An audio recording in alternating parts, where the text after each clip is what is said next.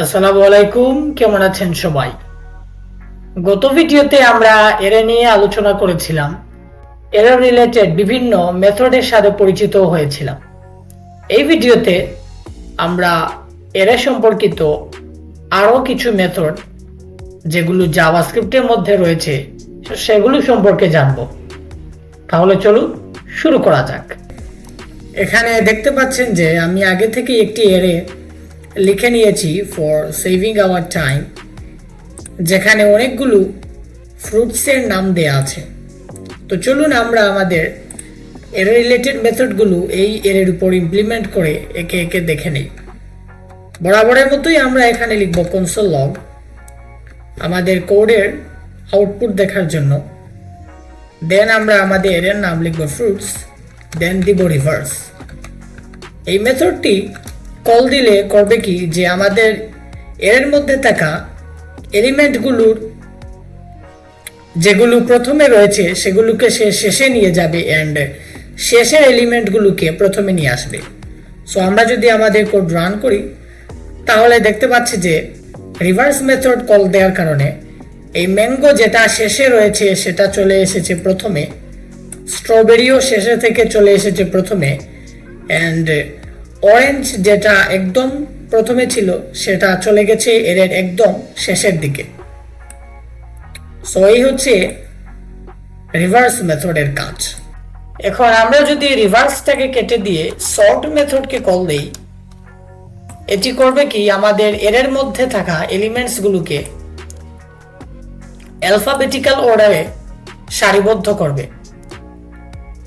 Alphabetical order means ABCD যেভাবে রয়েছে সেই সিস্টেমে আমাদের এটিকে সারিবদ্ধ করবে।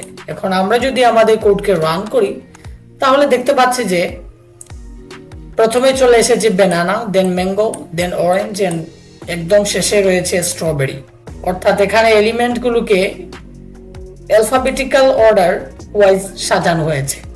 আমরা চাইলে সর্ট মেথডের ভেতর কলব্যাক ফাংশন ব্যবহার করে আরো অ্যাডভান্স লেভেলের সর্টিং করতে পারি, সেটা আমরা অন্য কোনো ভিডিওতে দেখব।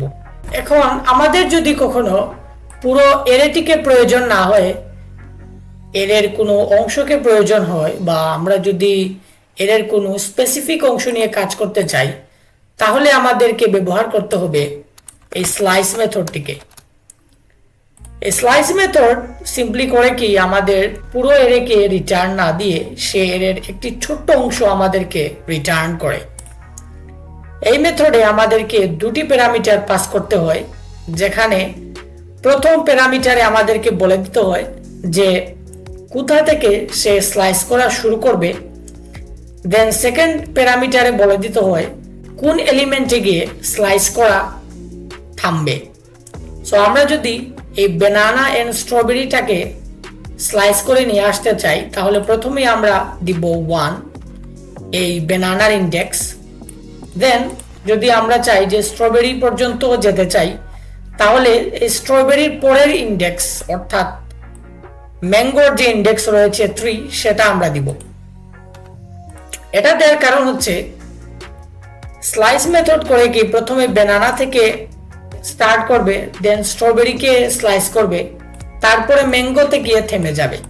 এখন যদি আমরা আমাদের কোড রান করি তাহলে দেখতে পাচ্ছি যে এখানে খুবই চমৎকারভাবে আমাদের ব্যানানা এন্ড স্ট্রবেরি প্রিন্ট হয়ে গেল।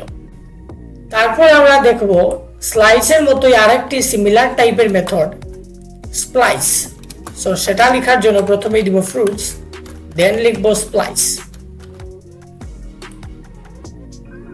এই স্প্লাইস মেথডটিকে আগে দেখানো স্লাইস মেথডের ছোট ভাইও বলা যেতে পারে, কারণ এটি একদম স্প্লাইসের মতো, বাট এর কাজ আগের দেখানো মেথডের একদম বিপরীত। এই মেথডকে আমরা ব্যবহার করি এর মধ্য থেকে কোনো একটি অংশকে রিমুভ করার জন্য। এই স্প্লাইসও দুটি প্যারামিটার ইনিশিয়ালি নেয়। প্রথমটি হচ্ছে কোথা থেকে স্টার্ট করবে, এর সেকেন্ড প্যারামিটার নেয় কোথায় গিয়ে শেষ করবে।